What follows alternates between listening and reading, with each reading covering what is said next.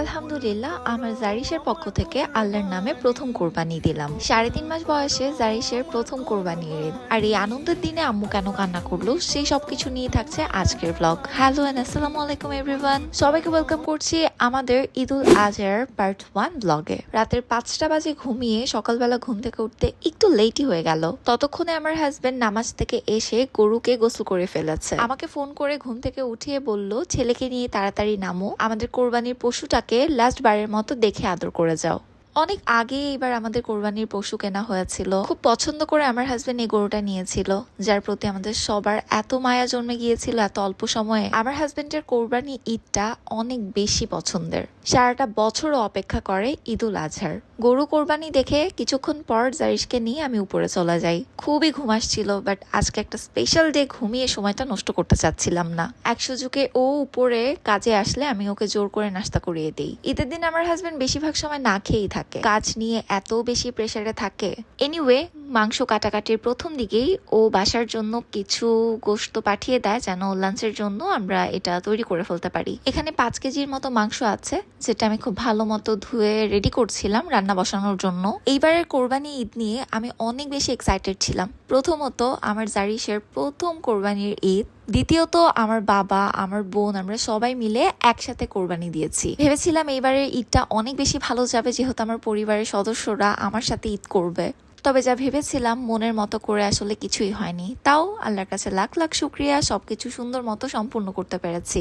এদিকে আমি নতুন চাদর বেছানোর সাথে সাথে আমার ছেলে চাদরটা নষ্ট করে দিল পি করে। আব্বু নামাজের পরপরই চলে আসে, আর আম্মু 11টার দিকে বড়পুর বাসা থেকে চলে আসে আমার বাসায়। এদিকে আমার ছেলে তার নানাকে পেলেই দাড়ি ধরে সব। কোরবানি ঈদের আসল আনন্দটাই কিন্তু মাংসের সামনে গিয়ে কাটাকাটি দেখা কিংবা বিভিন্ন কাজে সাহায্য করা। আর পার্সোনালি আমি এই জিনিসগুলো খুব উপভোগ করি। নিচে নেমেই গরুর মাথাটা এইভাবে দেখতে আমার ভীষণ মন খারাপ হচ্ছিল। মন খারাপ করাটাই তো স্বাভাবিক, মায়ের জিনিসকে এইভাবে কোরবান করাটাই তো আল্লাহর আদেশ।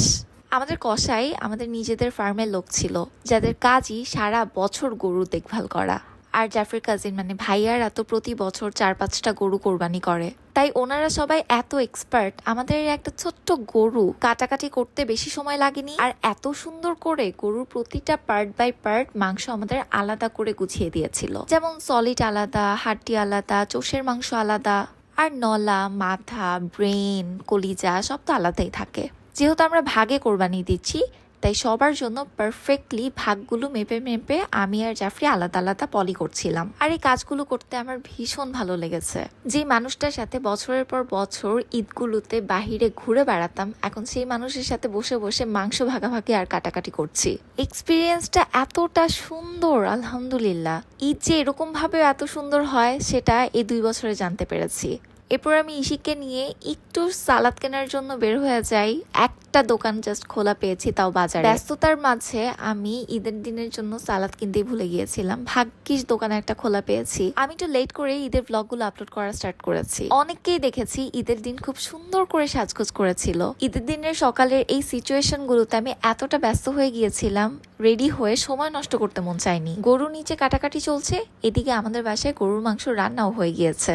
ঈদের দিনের কষানো মাংস বাটিতে উঠিয়ে খাওয়া হচ্ছে আমাদের একটা ট্রেডিশন। সবাই এটা ফলো করে, আই এম শিওর। আর এটা খেতে যে কি মজা লাগে, সবসময় আম্মু আমাদের এভাবে খাইয়ে দেয়। কিছুক্ষণ পর আমি লাঞ্চ সার্ভ করলাম। এইবার না আমার খুব অর্গানাইজ করে টেবিল ডেকোরেট করার ইচ্ছা ছিল। অনেক কিছু কিনেছিলাম শখ করে, বাট গোছানোই হয়নি ফর সাম রিজন। এনিওয়ে, আম্মু খাওয়ার সময় বলছিল, আসো তুমি বাচ্চার মা, একটু খাওয়াই দেই, তোমার অনেক লেট হবে খেতে খেতে। পেটের চিপায় একটুখানি ক্ষুধা নিজে না বুঝলেও মারা কিন্তু ঠিকই বোঝা যায়। এই যে আম্মু আমাকে খাইয়ে দিল 2 নলা। এই খাবার নিয়ে আমি বিকাল 6টা পর্যন্ত ছিলাম। আমাকে আদর করে খাওয়াতে গিয়ে আম্মু কান্না করে দিয়েছে, কারণ আজকে আমাদের বড় বোন আমাদের সাথে থাকার কথা ছিল। যারা আমার লাস্ট ব্লগ দেখেছেন সবাই জানেন যে আপু কতটা সিক, হসপিটালে অ্যাডমিট ছিল, আর আম্মু হসপিটাল থেকে এসেছে। বরাপুর অসুস্থতা আর মিসিংটা আমাদের সবার মন খারাপের একমাত্র কারণ ছিল। ওই যে প্রথমেই বললাম, এবার আমরা সবাই মিলে একসাথে ঈদ করবো, আমি খুব বেশি এক্সাইটেড ছিলাম। হিতে বিপরীত হয়ে গেছে। এই প্রথম আমি আমার পরিবারের সবাইকে নিয়ে কোরবানি ঈদ করার একটা চিন্তা ভাবনা করেছিলাম, বাট ব্যাড লাক। আপুকে ভিডিও কলে রেখে একটু পরপর দেখাচ্ছিলাম যে দেখো এইভাবে এটা হচ্ছে, তুমি থাকলে অনেক ভালো হতো। শুধু আপু না, আমার দুলা ভাই, জু বেবি সবাই অনেক পরিমাণের সিক, তাই তো মন ভাইয়া মাংসটুকু নিতে আসতে পারেনি। জাফরি নিজেই সে দায়িত্ব নিয়ে বরাপুর বাসায় মাংস পৌঁছে দেয়। ঈদের দিন মাংস কাটাকাটি ছাড়াও হিডেন অনেক কাজ আছে যেগুলো পরিবারের পুরুষ মানুষকে করতে হয়। আর আমার পুরুষটা সব কাজ শেষে এতটাই টায়ার্ড হয়ে গিয়েছিল, ওর ফেসটা একটু দেখেন, লিটারেলি ও পুরো শরীরে রক্ত মাখিয়ে এইভাবে বসে বসে ঘুমিয়ে পড়েছে, এতটা টায়ার্ড। ওখান থেকে তুলে এনে ওকে আমি থার্ড রুম, মানে আমাদের একটা স্টোর রুম বলা যায়, এখানে বলি রেস্ট নিতে, যেহেতু আমাদের রুমে বেবি আছে আর বেচারা লাঞ্চ করারও শক্তি ছিল না। তো আমি ওকে খাইয়ে দেই, এরপর ওকে বলি তুমি এখানে কিছুক্ষণ রেস্ট নাও, এরপর শাওয়ার নিতে যাও, কোনো প্যারা নেই। ওর তো প্যারা শেষ, আর আমার প্যারা এখান থেকে শুরু, কারণ এখন বাকি কাজটা আমার।